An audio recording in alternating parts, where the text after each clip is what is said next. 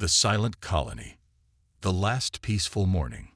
Dr. Kieran Voss pressed her delicate blue-scaled hands against the observation deck's transparent aluminum window and watched the twin suns of Arcturus Prime paint the crystal formations below in brilliant shades of gold and amber. The Villani scientist had spent the last 15 years studying these unique mineral structures, and every morning still filled her with wonder. The crystals weren't just beautiful. They held the key to revolutionizing interstellar travel, potentially reducing journey times between star systems from months to mere days. Behind her, the research facility hummed with quiet activity.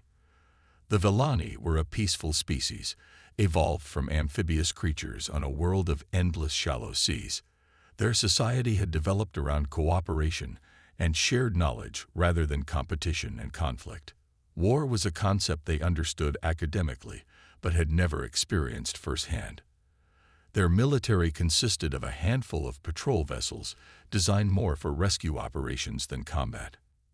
Engineer Talix approached with his usual nervous energy, his large silver eyes reflecting concern. As the youngest member of the research team, he often worried about details that others overlooked. "Dr. Voss, I've been monitoring the long-range sensors.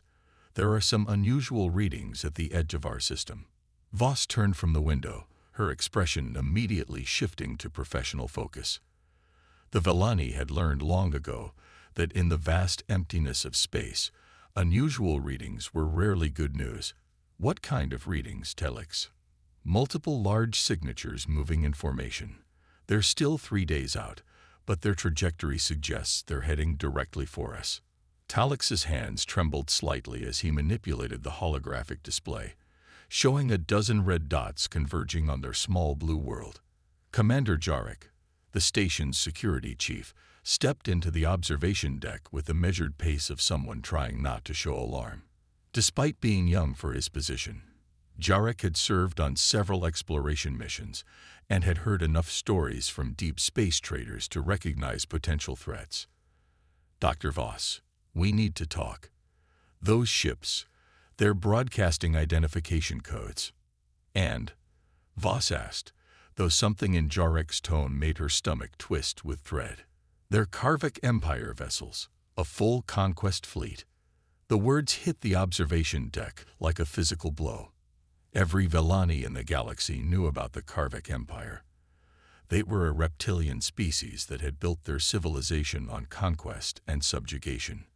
Where other species saw the galaxy as a place for exploration and cooperation, the Karvak saw only resources to be claimed and populations to be enslaved or eliminated. Their empire had been expanding for centuries, leaving a trail of dead worlds and silent colonies in their wake. "That's impossible," Voss whispered. "This system is under Galactic Council protection. The Karvak wouldn't dare." "The Galactic Council protection is theoretical," Jarek interrupted gently. "We're in the Outer Rim, Dr. Voss. The nearest Council fleet is 6 weeks away, and the Karvak know it." The desperate hours. Over the next 8 hours, the peaceful research station transformed into something resembling a military command center, though none of them really knew what they were doing. Dr. Voss found herself in the unfamiliar role of crisis coordinator, trying to organize evacuation procedures for a colony that had never planned for evacuation. Engineer Talix worked frantically to boost their communication systems, sending desperate messages to anyone who might listen. Commander Jarek did his best to prepare their laughably inadequate defenses. The responses to their distress calls were heartbreaking in their consistency. The Galactic Council's official response was a form letter expressing regret for the unfortunate situation and advising them to comply with Karvak demands to minimize casualties. The Altarian Trade Federation suggested they negotiate in good faith and reminded them that business relationships must be maintained even in difficult circumstances. The Regelian Defense Corps simply stated that intervention would destabilize regional politics.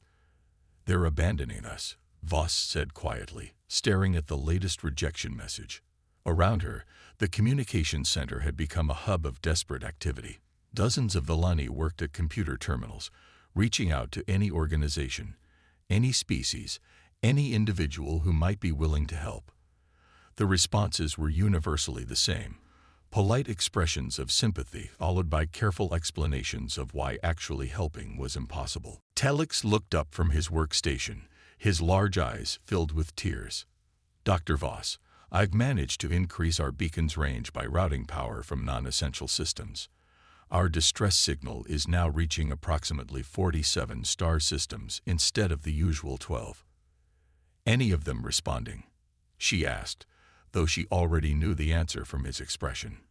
The usual automated replies: emergency services that are currently unavailable. Military forces that are engaged in higher priority operations. Commercial vessels that cannot risk valuable cargo for unconfirmed emergencies. Commander Jarek entered the communication center, his face grim. "The Karvik fleet has sent their demands: complete surrender of all research data, immediate evacuation of the colony, and..." He paused, struggling with the words. "And they want our population census. They're deciding how many of us are worth keeping as slaves, and how many are surplus." The word hung in the air like a death sentence. The Karvak didn't make idle threats. Their method of conquest was well documented. Take anything valuable, enslave anyone useful, eliminate the rest. It was efficient, brutal, and had worked for them across hundreds of worlds. The final gambit. Dr. Voss stood in the center of the research facility's main laboratory, surrounded by 15 years of her life's work. The crystal formations that had once seemed so beautiful now felt like tombstones marking the end of everything she had built. Around her, her colleagues worked with quiet dignity to secure or destroy their research, ensuring that the Karvak couldn't use their discoveries to harm other worlds. "Dr. Voss," Talix called from his jury-rigged communication station. "I've pushed our beacon to maximum range. We're now broadcasting to over 200 star systems, including several in unexplored sectors. If there's anyone out there who can help us, they'll hear our signal." She walked over to where the young engineer worked, surrounded by cables and improvised modifications that would have horrified safety inspectors under normal circumstances.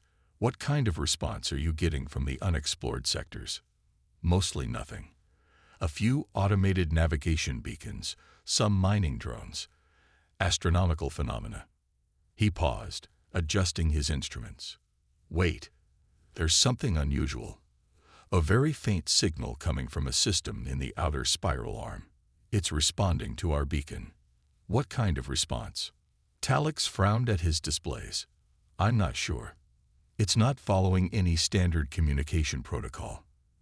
The signal is aggressive, and it's getting stronger. Whatever it is, it's moving toward us. Fast." Commander Jarek joined them, his expression mixing hope and concern. "Could it be another Karvik fleet?" "No," Talix said, his voice filled with growing excitement. "The signal pattern is completely different. And the speed. Dr. Voss, whatever this is, it's traveling faster than anything in our databases. It's covering distances that should take weeks in a matter of hours." Dr. Voss felt the first spark of hope she'd experienced since the crisis began. "Can you establish communication?" "I'm trying, but the signal is too distorted by their speed. All I can tell is that someone heard us, and they're coming." Outside the laboratory windows, the first Karvik ships became visible to the naked eye, dark shapes moving against the star field like mechanical vultures. They had perhaps 6 hours before the invasion began, 6 hours before everything they had built was torn apart by creatures who saw beauty only as something to be possessed or destroyed. But somewhere in the darkness between the stars, something else was moving. Something that had heard their cry for help and decided that distance, politics, and overwhelming odds were insufficient reasons to let innocent people die. Something that was about to teach the galaxy a lesson about what happened when predators mistook compassion for weakness. The Vellani of Arcturus Prime had lived their entire lives believing that civilization was built on careful negotiation, mutual benefit, and avoiding conflict at all costs. They were about to discover that sometimes civilization needed guardians who were willing to fight for it. They just didn't know yet that their guardians came from a small blue world that most of the galaxy had dismissed as too primitive and violent to matter. In the depths of space, engines that ran on controlled nuclear fusion pushed a vessel forward at speeds that defied conventional physics, while inside that vessel, beings who had learned warfare from ice ages and world wars prepared to remind the universe why evolution had made them apex predators. Help was coming, and it was hungry. The human response. The hunters awaken. Captain Sarah Reaper Chen stood on the bridge of the UH Defiance, her hands clasped behind her back, as she studied the tactical display showing their destination system. The nickname Reaper had been earned during humanity's darkest hour, when alien raiders had attempted to establish a foothold in the Sol system. Chen had been a lieutenant then, but her tactical brilliance in turning what should have been humanity's first defeat into their enemy's last mistake had marked her as one of Earth's most dangerous military minds. The Defiance was humanity's idea of a deep space patrol vessel, which meant it was built like a fusion-powered missile with crew quarters attached. Where other species designed ships for exploration or trade, humans designed them to survive and win fights they probably shouldn't pick. The ship's hull was scared from a dozen encounters with pirates, raiders, and hostile wildlife, but every mark told a story of victory against impossible odds. Captain, called Lieutenant Marcus Tank Rodriguez from the weapons station. Rodriguez had earned his nickname by single-handedly holding off an entire boarding party using nothing but a plasma torch and creative profanity. He was the kind of man who considered overwhelming firepower to be a good starting point for negotiations. We're picking up that alien distress signal again. It's getting stronger. What's our ETA to their system? Chen asked. Chief Engineer Amy Spark O'Brien looked up from her constantly modified engine controls. O'Brien had been court-martialed twice for unauthorized modifications to military equipment and decorated 3 times for the results of those modifications. 18 hours if I keep the fusion drives at current output. 12 hours if you don't mind arriving with engines that are technically on fire. Set engines to technically on fire, Chen ordered without hesitation. Tank, what's the tactical situation at the destination? Rodriguez consulted his instruments, his expression growing darker as he processed the data.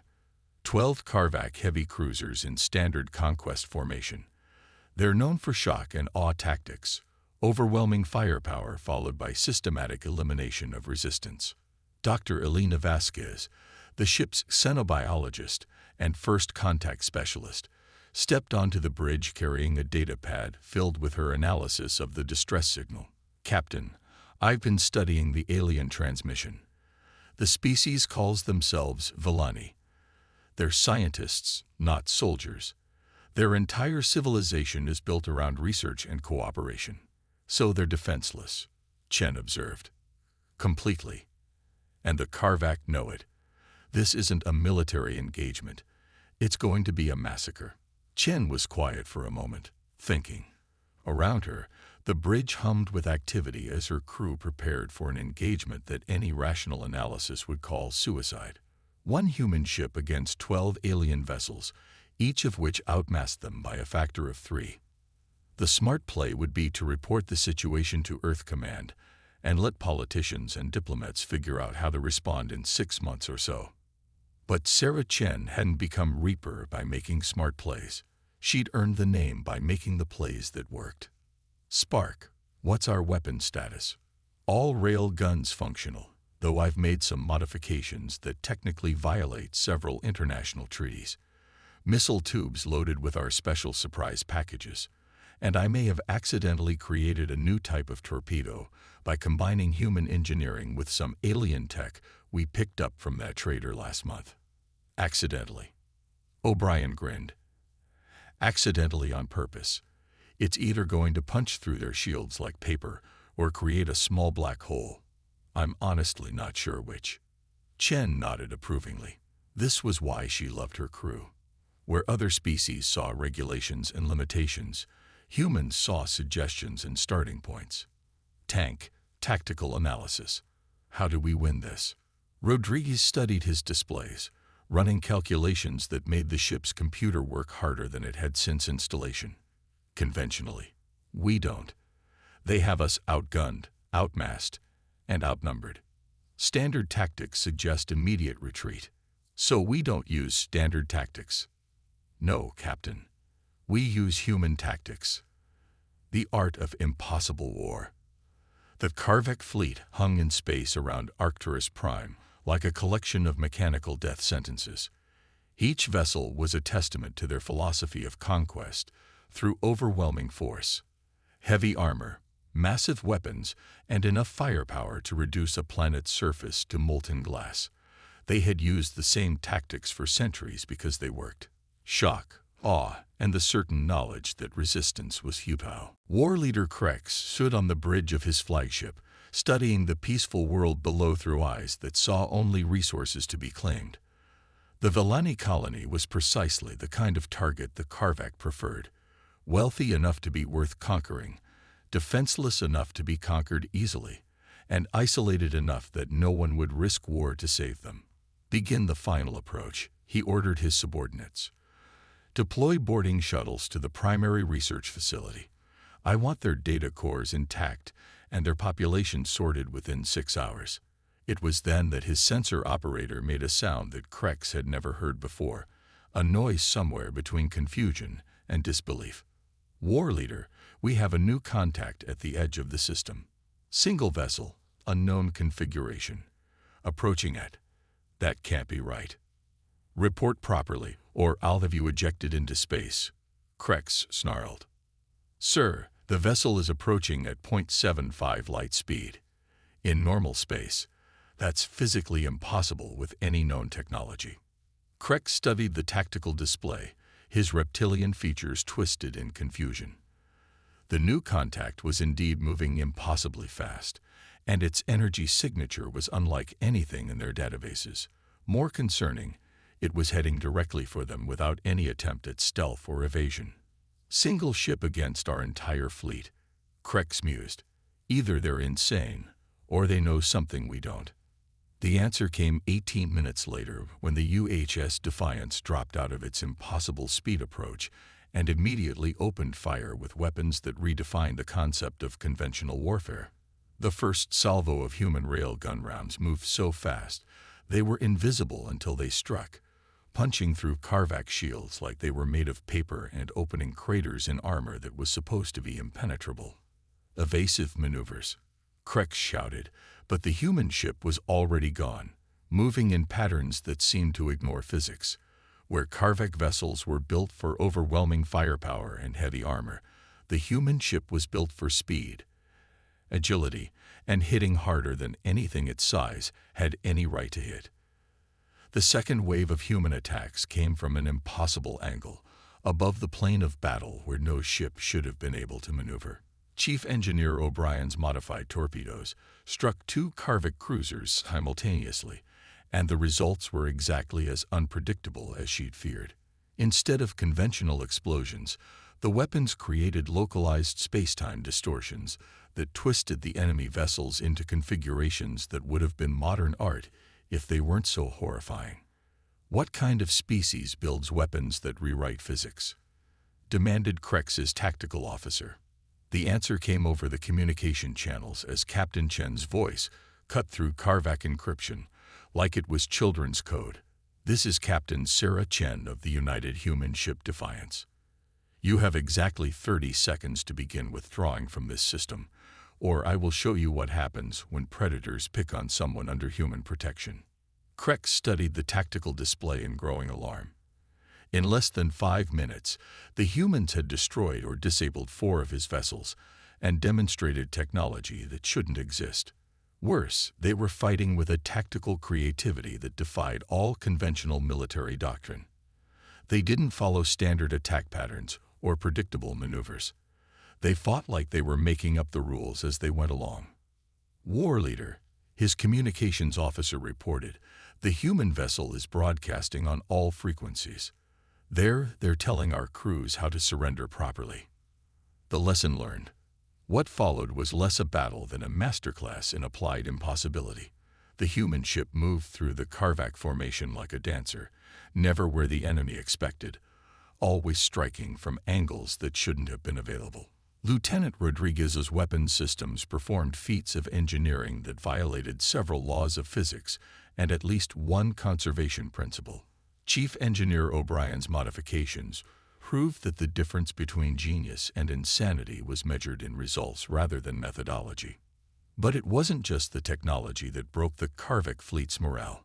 It was the realization that they were fighting a species that approached warfare the way others approached art. Every move was creative, every attack was unexpected, and every defense was something their tactical computers had never encountered. When the UHS Defiance disabled the Karvak flagship's weapons systems using a tactic that involved bouncing railgun rounds off 3 different asteroid surfaces, War Leader Krex finally understood what his species had encountered. This wasn't just another primitive world with outdated technology. This was a species that had learned to fight by fighting everything: their environment, their predators, their weather, and eventually each other.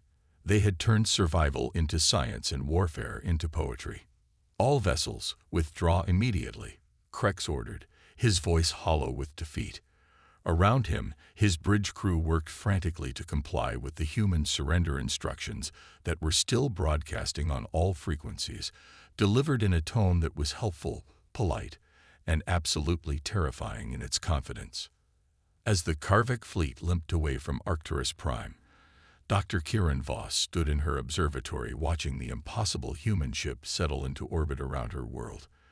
The vessel was smaller than she had expected, scared by battles she couldn't imagine, and emanating an aura of barely controlled lethality that made her scales tingle with primitive recognition. "Dr. Voss," Engineer Talix called excitedly, "we're receiving a communication from the human vessel." The voice that came through their speakers was warm, professional, and carried an accent that suggested vast distances traveled and hard lessons learned. "Arcturus Prime Research Station. This is Captain Sarah Chen of the Earth vessel Defiance. We received your distress call and thought you might need a hand. How are you folks doing down there?" Dr. Voss found herself laughing and crying simultaneously. In all her years of studying galactic civilization, she had never encountered a species that would cross impossible distances to help complete strangers simply because it was the right thing to do.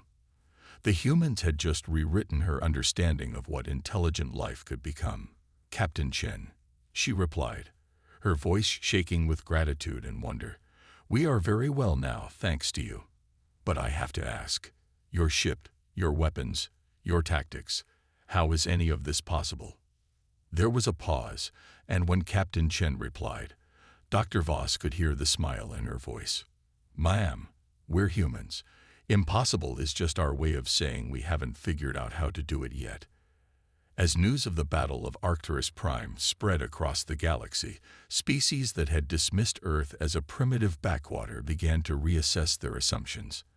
The humans had introduced themselves to galactic civilization not as supplicants seeking acceptance, but as guardians willing to fight impossible odds to protect those who couldn't protect themselves.